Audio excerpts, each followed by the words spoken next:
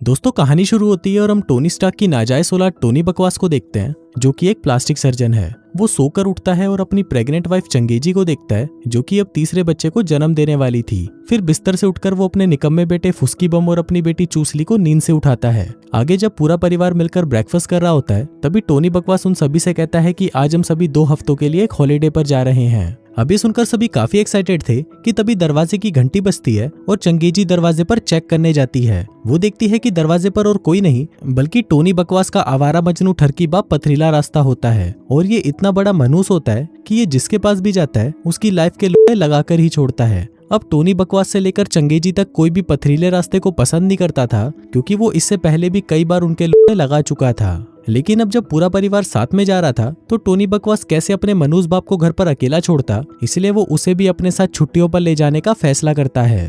अब पथरीले रास्ते की बूढ़ी हड्डियों में इतनी जान नहीं थी कि वो अपना बैग उठाकर सीढ़ियों से नीचे उतर सके, इसलिए वो सीधा ही उसे ऊपर से नीचे फेंक देता है। हम देखते हैं कि टोनी बकवास ने कुछ महीनों पहले ही एक बहुत हाईटेक गाड़ी खरीदी थी, जिसके फीचर्स के बारे में उसे खुद पता नहीं था। अब सभी निकलने ही वाले थे कि टोनी का बेटा फुस्की बम चिल्लाने लगता है। कहता है कि मैं अपनी खिलौने वाली बंदूक घर पर ही छोड़ आया, जिसे देखकर पथरीला रास्ता भी कहने लगता है कि मुझे भी अब जोर का मुंह आ रहा है। अब टोनी बकवास गालियां देता हुआ कार से बाहर निकलता है और अपने बाप को मुतवाने और अपने बेटे की टॉय गन लेने के लिए घर के अंदर जाता है। लेकिन अपना पथरीला रास्ता तो एक नंबर का मनूस था और वो मूतते वक्त सारे टॉयलेट पेपर को कमोड के अंदर ही गिरा देता है, जिसके बाद वो उन्हें बाहर निकालने की बजाय उस कमोड को कपड़े से ढक देता है, जिस वजह से उस कमोड से लगातार पानी निकलने लगता है। वहीं दूसरी तरफ जब टोनी बकवास अपने बेटे की बंदूक ले रहा था, तभी उसे वहां पर किसी की आवाज सुनाई देती है। वो उस बंदूक से उस आदमी पर शूट करता है, लेकिन फिर उसे पता चलता है कि जिस आदमी की उसने फाड़कर 464 कर दी थी, वो उसका बाप पथरीला रास्ता ही है, जो कि किचन से खाना चुरा रहा था। तभी टोनी बकवास को उसके एक पेशेंट का कॉल आता है, जो उसे कहती है कि बड़ी के तूने मेरे साथ ये क्या बकचोदी कर दी। मैंने तो तुझे मेरे होठों की सर्जरी करने को कहा था, लेकिन तूने तो मेरी ऐसी हालत कर दी कि मैं तो गधे के पिछवाड़े की तरह दिख रही हूँ। अब टोनी बकवास जैसे तैसे करके उस मामले को संभालने की कोशिश करता है और उसी दौरान उसका बाप पथरीला रास्ता पूरे घर को बर्बाद करने में लगा रहता है। इसके बाद टोनी बकवास उन सभी को लेकर अपनी कार में हॉलीडे के लिए निकल जाता है, लेकिन इसी दौरान रास्ते में उसका बाप अपना सड़ा हुआ मुंह बंद करता ही नहीं और पूरे रास्ते बकवास करके उन सभी के मूड का बड़ा कर देता है। फिर कुछ दूर जाने पर उनकी कार का पेट्रोल खत्म होने लगता है, तो वो लोग एक गैस स्टेशन पर रुकते हैं और पथरीला रास्ता को उसमें पेट्रोल भरवाने का काम देकर वो सभी स्नैक्स खरीदने के लिए एक दुकान में चले जाते हैं। वहीं वो ठरकी पेट्रोल भरते भरते एक नीले बालों वाली पटाखा को देखता है, जिसे देखकर उसका बूढ़ा सामान एकदम से तन जाता है। तभी वो नीली लड़की पथरीले रास्ते के पास आती है और उससे पूछती है कि क्या आपने मेरी मॉम को देखा है, वो यहीं पर ही अपनी कार में थी। जिस पर पथरीला रास्ता कहता है कि देखा तो है, लेकिन वो बहुत पहले ही यहाँ से चली गई। नीली लड़की कहती है कि क्या आप मुझे मेरी मॉम से मिलवाने में मदद करोगे। अब पथरीला रास्ता सोचता है कि यही सही मौका है इसे दबोचकर घोड़ी बनाने का, इसलिए वो खुशी खुशी उसकी मदद करने के लिए तैयार हो जाता है। जिसके बाद वो उस लड़की को अपनी कार में ही छुपा लेता है, ताकि टोनी बकवास और उसके परिवार को इस बारे में पता न चले। फिर जब वो उस कार का शीशा साफ कर रहा होता है, तभी वो उस पर लगे वाइपर को ही तोड़ देता है, जिसके बाद वो टोनी बकवास को पता लगे बिना उस टूटे वाइपर को वहीं पर ही फिट कर देता है। आगे वो सभी अपने सफर पर आगे बढ़ते हैं, जिस बीच पथरीला रास्ता चंगेजी से कहता है कि मुझे बहुत प्यास लग रही है, जल्दी से मुझे कोल्ड ड्रिंक की बोतल दो। चंगेजी उसे कोल्ड ड्रिंक देती है, लेकिन तभी पथरीला रास्ता चुपके से उसमें दारू मिक्स करके उसे पूरी पी जाता है। जिसके बाद वो फिर से बकचोदी करना शुरू कर देता है। कहता है कि पिछले ही हफ्ते की बात है, मैं एक साथ 3 फुलझड़ियों के साथ दबा दबा कर मजदूरी कर रहा था। वो साली छिनाले ठंडा होने का नाम ही नहीं ले रही थी, लेकिन जब मैंने अपने घोड़े को फुल स्पीड में दौड़ाया, तब उन सभी की चीखें निकल पड़ी। अब ये सब सुनकर टोनी बकवास की सटक जाती है और वो अपने बाप को कॉल करके उसे अपना मुंह बंद रखने को कहता है, लेकिन उसका बाप उसे मना कर देता है और कहता है कि तेरा घोड़ा लंगड़ा है तो मैं क्या करूं, मैं तो सभी को अपने कारनामों के किस्से सुना रहा हूँ। अब जब वो दोनों आपस में बकवास कर रहे होते हैं, तभी हम देखते हैं कि कार की मशीन में कुछ खराबी आ जाती है। वहीं चंगेजी भी पथरीले रास्ते की बकवास सुनकर परेशान हो चुकी थी और वो उसे कहती है कि बड़ी के अपने बाप का मुंह बंद करा, मुझे तुम्हारे चूतिए बाप के साथ कहीं नहीं जाना।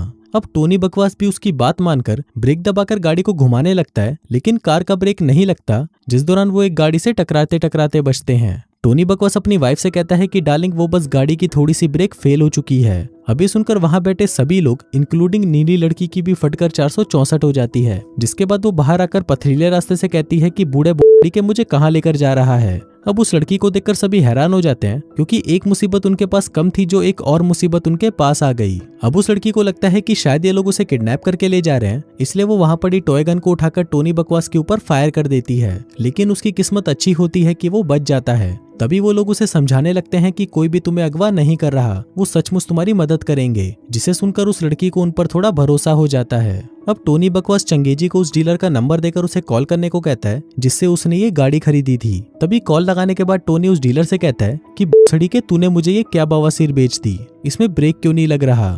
वहीं वो डीलर एक और परिवार को भी वही गाड़ी बेचने में लगा हुआ था, इसलिए वो उसे कहता है कि सर थोड़ा सा दम लगाओ, इसमें ब्रेक लगाने के लिए पिछवाड़े में ताकत होनी चाहिए, जो बोलकर वो फोन काट देता है। उधर वो लड़की गाड़ी की खिड़की से अपनी माँ को देखती है जो कि अपने कान में ईयरफोन लगाकर गाने सुनते सुनते कार को फुल स्पीड में दौड़ा रही थी। उसे देखकर नीली बहुत चिल्लाती है, लेकिन उसकी माँ उस पर बिल्कुल भी ध्यान नहीं देती। इसी दौरान टोनी बकवास के सामने गाड़ी आने की वजह से वो अपनी कार को घुमा देता है और एक चोमू की कार के गेट उड़ाकर वहां से निकल जाता है। अब जिस चोमू ने उसकी कार का दरवाजा उड़ाया था उसका नाम होता है मंगेश मुर्दाबाद, जो कि टोनी बकवास से उसकी भरपाई करने और उसकी तोड़ने के लिए उसके पीछे पड़ जाता है। अब इसी दौरान दो पुलिस वाले उन दोनों को ओवर स्पीड में गाड़ी चलाते हुए देख लेते हैं, जिसके बाद वो भी उन दोनों के पीछे पड़ जाते हैं। उधर पथरीला रास्ता जैसे तैसे करके अपने छोटे दिमाग का इस्तेमाल करता है और उस कार के ब्रेक को ठीक करने की कोशिश करता है। अब उसने अपना मुंह टोनी बकवास की टांगों के बीच में घुसाया हुआ था, जिस वजह से पुलिस को ये देखकर लगता है कि शायद टोनी बकवास किसी से अपना चुसवाने में बिजी है। वो उसे कहता है कि के चुसवाना बंद कर और कार को साइड में लगा। टोनी बकवास उसे समझाने की बहुत कोशिश करता है कि उसकी कार का ब्रेक फेल हो चुका है, लेकिन पुलिस वालों को उसकी बात पर भरोसा नहीं होता। इसी दौरान चूसली एक पेपर पर हेल्प लिखकर उसे पुलिस वालों को दिखाने लगती है,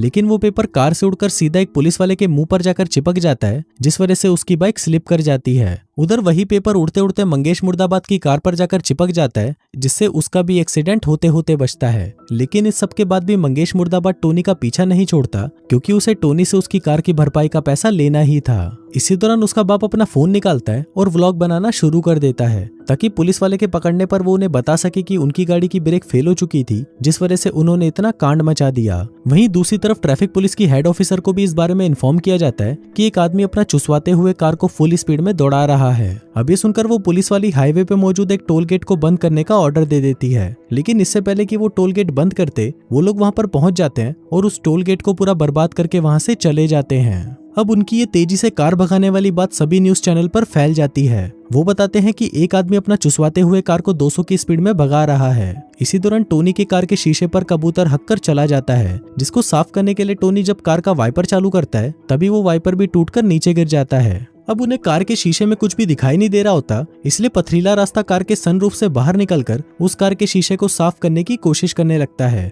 अब जैसे तैसे करके वो शीशे को साफ कर देता है, लेकिन टोनी की जिंदगी के तो एल लगे पड़े थे और एक मुसीबत खत्म होते ही उसकी जिंदगी में एक और मुसीबत आ जाती थी। अब जिस लड़की ने टोनी बकवास की सर्जरी करी थी वो उसे कॉल करती है और बताती है कि उसका मुंह किसी सुअर के चूतड़ जैसा अजीब हो चुका है। अब वो औरत उस पर चिल्लाने लगती है, लेकिन तभी पथरीला रास्ता टोनी से फोन ले लेता है और उस औरत को इसका इलाज बताता है। कहता है कि गधे के मुठ के अंदर छिपकली के 3 बाल मिलाकर अपने मुंह पर लगा लेना, सब कुछ ठीक हो जाएगा। अब काफी देर तक गाड़ी ड्राइव करते करते टोनी बकवास की हालत खराब होने लगती है और वो कंधे से लेकर पिछवाड़े तक पूरी तरह से अकड़ चुका होता है। इसलिए अब वो पथरीले रास्ते को गाड़ी ड्राइव करने के लिए देकर खुद साथ वाली सीट पर जाकर बैठ जाता है। उधर दूसरी तरफ उस कार के डीलर ने एक दूसरी फैमिली को भी वही कार बेच दी थी जो कि उसने टोनी बकवास को बेची थी, लेकिन उस कार के अंदर बैठते ही वो पूरा परिवार उस कार में फंस जाता है, जिसके बाद वो सभी वहां पर उल्टियां करने लगते हैं। वहीं वो डीलर से देखकर काफी खुश हो रहा था कि उसने किसी और को भी चूतिया बनाकर उन्हें ये कार चिपका दी।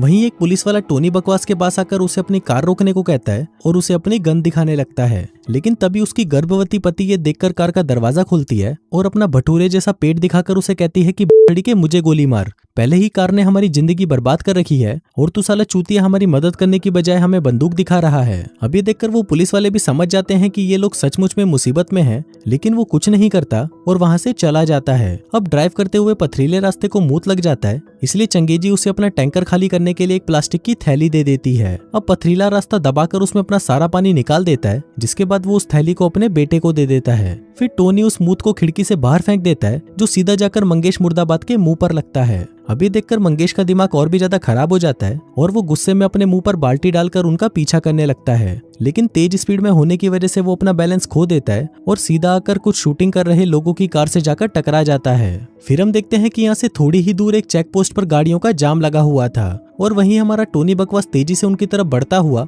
गाड़ियों से टकराने वाला था। अब ये बात सभी न्यूज चैनल्स पर दिखाई जाती है और इस खबर को पथरीला रास्ता भी अपने फोन में देख रहा होता है, लेकिन तभी वहाँ पर 2 पुलिस ऑफिसर अपनी कार लेकर आते हैं और चलती कार में से ही उन सभी को निकालने का फैसला करते हैं। जिसके बाद एक एक करके टोनी का बेटा और उसकी बेटी पुलिस वालों की कार में चले जाते हैं। जिसके बाद बारी आती है उस नीली परी की, और वो जैसे ही कार के अंदर आने लगती है तभी हवा चलने की वजह से उसकी स्कर्ट हवा में उड़ने लगती है और उसकी नीली कच्छी सभी को दिखाई देने लगती है। अब वो लड़की उन दोनों कारों के बीच में फंस जाती है क्योंकि पथरीला रास्ता सड़क पर देखने की बजाय उस नीली परी की कच्छी को देख रहा था। लेकिन फिर भी किसी तरह से वो नीली परी पुलिस वालों की कार में चली जाती है। जिसके बाद आगे एक हेलीकॉप्टर आकर चंगेजी को भी कार से निकाल लेता है। लेकिन वहीं अभी भी टोनी बर्बाद और पथरीला रास्ता उस गाड़ी में ही थे और कुछ ही देर में वो ट्रैफिक जैम वाली गाड़ियों से जाकर टकराने वाले थे। लेकिन इससे पहले कि वो वहां पर टकराने लगते, एक हेलीकॉप्टर आकर उनकी पूरी कार को उड़ा ले जाता है। लेकिन तभी उस कार के टुकड़े टुकड़े हो जाते हैं और वो दोनों जाकर नीचे गिरते हैं, लेकिन किसी को भी कोई चोट नहीं आती।